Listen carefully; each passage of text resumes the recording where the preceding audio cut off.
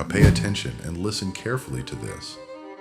There was once a man who believed life would eventually reward him, not because he was lucky, not because he was special, but because he worked hard.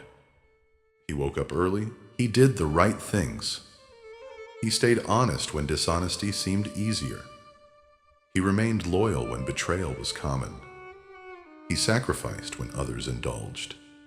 And deep down, he carried a silent belief that if he continued doing the right thing, life would eventually return the favor.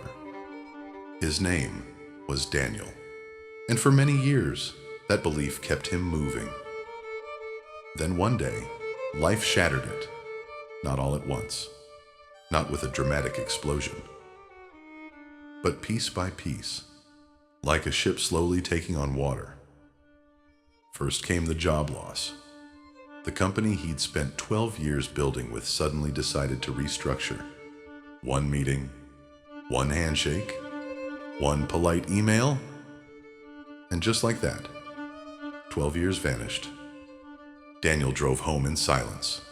No anger, no tears. Just numbness. He sat in his driveway, staring through the windshield long after the engine stopped. His identity had been tied to that job. Without it, he felt invisible. Months passed. Applications, rejections, more applications, more silence. Then came the second blow. The woman he loved told him she needed space. A phrase that sounds harmless until you've heard it from someone you planned your future with. The relationship slowly dissolved. No screaming, no dramatic ending, just distance, cold conversations, missed calls. Eventually, nothing. Now Daniel had lost not only his work, he had lost his companion, his vision of the future, his certainty. And then came the third blow. His father died unexpectedly. A man who seemed indestructible. A man Daniel assumed would always be there. Gone. In an instant. 3 losses. Career. Love. Family. 3 pillars. 3 foundations. 3 parts of his identity. Gone within 18 months. If you've ever experienced something similar, type "still standing" in the comments. Because some people watching this know exactly what it feels like when life removes everything that once made sense. Daniel stopped fighting, at least internally. He wasn't suicidal. He wasn't reckless. He simply stopped believing. He moved through life mechanically. Wake up, eat, sleep, repeat. The spark was gone. The ambition was gone. The hope was gone. One rainy afternoon, he wandered into a small bookstore. Not because he wanted books, because he wanted shelter from the rain. As he walked between shelves, one old book fell from a stack and landed at his feet. He picked it up. The cover was worn. The pages yellow. The title read, "Meditations," written nearly 2,000 years ago by a Roman emperor. Daniel laughed. What could an emperor possibly know about suffering? An emperor had power, money, influence, everything Daniel lacked. Yet curiosity made him open the book. And there, on one of the first pages, he found a sentence that stopped him cold. You have power over your mind, not outside events. Daniel read it again, and again, then again, because suddenly he realized something. Every source of his pain came from things he couldn't control. The company, the relationship, death itself, all beyond his power. Yet he had spent months demanding reality become something different. Months fighting battles already finished. Months arguing with fate. And fate never argues back. It simply continues. For the first time in months, something stirred inside him. Not hope, understanding. The next day, he returned to the bookstore. Then the next. Then the next.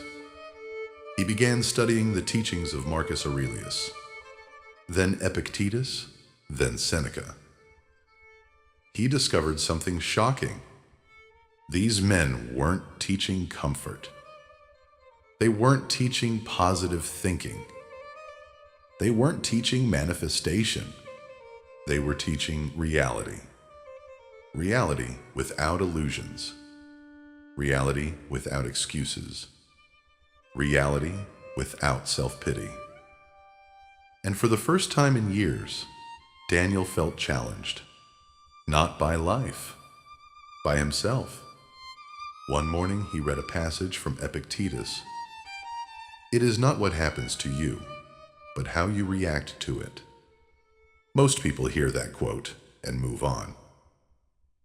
Daniel couldn't, because suddenly he realized something painful. His suffering wasn't coming solely from events. It was coming from his interpretation of events. Losing his job hurt, but telling himself his life was over hurt more. The breakup hurt, but believing he was unworthy hurt more. His father's death hurt, but refusing to accept mortality hurt more. The event was pain. The story was suffering, and he had been writing tragic stories for nearly 2 years. That realization changed everything. Slowly. Not overnight. Not magically. The transformation wasn't dramatic. It was microscopic. The next morning, Daniel made his bed. Not because it mattered, because discipline mattered. The following day, he went for a walk. Not because he felt motivated, because action mattered. Then he started exercising, reading, learning, building routines, one day at a time, one choice at a time, one small victory at a time. Most people underestimate the power of tiny actions. They want life-changing moments, but life changes through repeated decisions. The oak tree doesn't appear overnight. The mountain isn't climbed in one step. Character isn't built in a weekend. Everything meaningful grows slowly, and that's exactly what Daniel learned. Months later, something unexpected happened. He found work, not a dream job, not a perfect opportunity, just work. Old Daniel would have complained. New Daniel understood gratitude. The Stoics taught him that expectations create misery. Appreciation creates strength. So he accepted the opportunity and gave everything he had. Then another opportunity appeared. Then another. Years later, the career he'd lost no longer mattered, because the man who lost it no longer existed. Think about that. Sometimes life destroys your plans because your plans are too small. Sometimes what feels like destruction is actually construction. Life tears down an old version of you so a stronger one can emerge. The caterpillar probably thinks the cocoon is death. Only later does it discover it was transformation. But Daniel's greatest lesson came unexpectedly. One evening, he visited his father's grave, the same grave that once filled him with despair. He sat quietly, watching the sunset, listening to the wind. And suddenly, he understood something his father had tried to teach him his entire life. Life was never supposed to be permanent. That's why it is precious. The Stoics constantly reflected on death, not because they were obsessed with dying, because they wanted to learn how to live. Every moment becomes valuable when you remember it won't last forever. Every conversation matters. Every sunrise matters. Every embrace matters. Every opportunity matters. Because one day, there won't be another. Daniel realized that his greatest fear had always been loss. But loss wasn't the enemy. Attachment was. Trying to hold everything forever was the source of suffering. Nothing lasts. Not youth. Not beauty. Not success. Not failure. Not pain. Not joy. Everything changes. Everything moves. Everything passes. The river never stops flowing, and neither does life. From that day forward, Daniel stopped trying to control the river. Instead, he learned to navigate it. That distinction changed everything.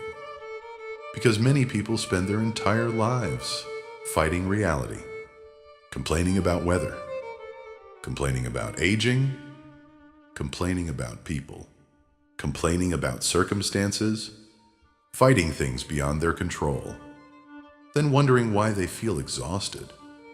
Imagine trying to stop the ocean with your hands. That's what resisting reality feels like. The Stoics understood this. They knew peace begins where resistance ends. And Daniel finally understood. Life wasn't happening to him. Life was training him. Every challenge had been preparation. Every setback had been instruction. Every loss had been a lesson, not punishment, preparation. And once he embraced that mindset, adversity lost much of its power. Because he stopped asking, "Why is this happening to me?" and started asking, "What is this trying to teach me?" That single question transformed his life. And it can transform yours too. The next time life disappoints you, ask the question. The next time someone betrays you, ask the question. The next time a dream falls apart, ask the question, "What is this trying to teach me?" Because hidden inside every hardship is a lesson. Hidden inside every obstacle is growth. Hidden inside every storm is strength. The challenge is whether you're willing to find it. And that's where human development truly begins. Not when life is easy. Not when everything goes according to plan, but when everything falls apart and you choose growth anyway. When you choose courage over fear. Discipline over comfort. Wisdom over impulse. Action over excuses. That is where transformation begins. That is where character is forged. That is where greatness is born. And perhaps that is why the Stoics remain relevant after 2,000 years. Because human nature hasn't changed. We still fear loss. We still fear rejection. We still fear uncertainty. We still search for meaning. And the Stoics continue whispering the same timeless message. Control what you can. Accept what you cannot. And have the wisdom to know the difference. The world desperately needs that message today. Because modern society teaches comfort. The Stoics taught strength. Modern society teaches entitlement. The Stoics taught responsibility. Modern society teaches avoidance. The Stoics taught courage, and courage is exactly what life demands. Not someday. Today. Right now. As you're listening to this. Because your challenge is waiting. Your mountain is waiting. Your next chapter is waiting. The question is, will you run from it? Or will you rise to meet it? But Daniel's journey is far from over. What happened next would test everything he thought he had learned.